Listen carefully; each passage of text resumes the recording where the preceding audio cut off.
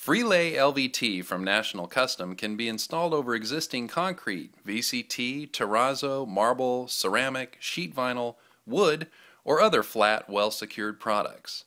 Existing flooring waxes and coatings do not need to be removed, and the tile can be installed over old dry adhesive residues, including cutback.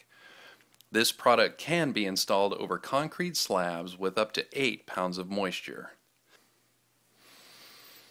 In this case, we are preparing to install the product in a third-generation retail space that is a concrete slab on grade.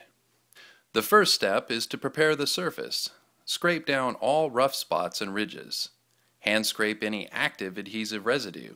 Again, dry crystallized adhesive residue and trowel marks can stay and do not require any dedicated remediation.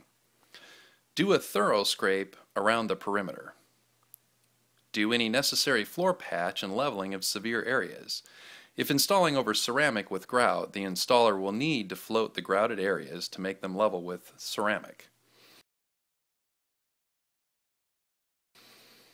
Broom sweep to remove as much dirt and debris as possible using sweeping compound. Wet mop the perimeter of the space as well as the area identified as your starting point for the installation. This will ensure a good bond of the tape to the subfloor. Install double-sided commercial carpet tape along the perimeter, leaving the blue lining in place. The next step is to lay out the grid.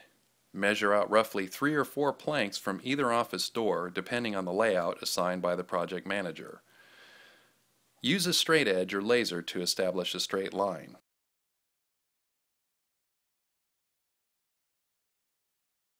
Make sure this area has been well cleaned with a mop, then install a 20-foot piece of tape over the laser line so that the tape will touch both sides of the first 2 rows of planks at your starting point. Then snap a line over the tape.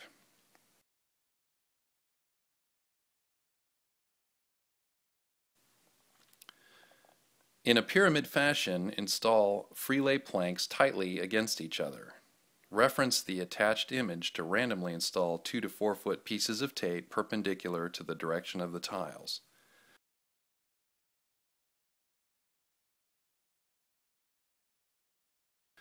To cut the product, just score from the top and snap. You may need to cut through the bottom balance layer for a clean cut.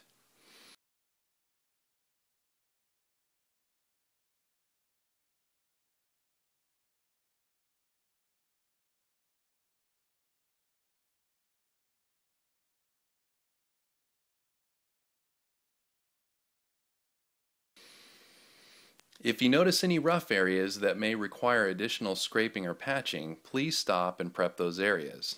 The installation can continue on either side of the starting row of planks. There are no directional arrows, so the product can be installed in any direction.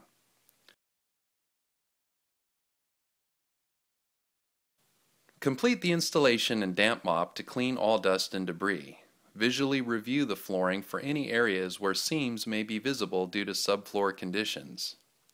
Small and subtle visible seams should relax as the product acclimates to the space, which should take about a week. However, you can expect to see some areas where you will need to lift up a plank and install a piece of tape to help level out that seam. If any gaps appear between planks after the installation, lift and close the gaps in that row up to the plank cut to the wall. Separate that final tile from the perimeter tape, butt it tightly to the adjusted row of planks, and reattach to the tape. Upon completion, cover the flooring with brown paper to protect against scratches and damage from additional construction, moving equipment, or store merchandising. You can clean light surface scratches with a product called Scratch Out that can be purchased at any auto parts store.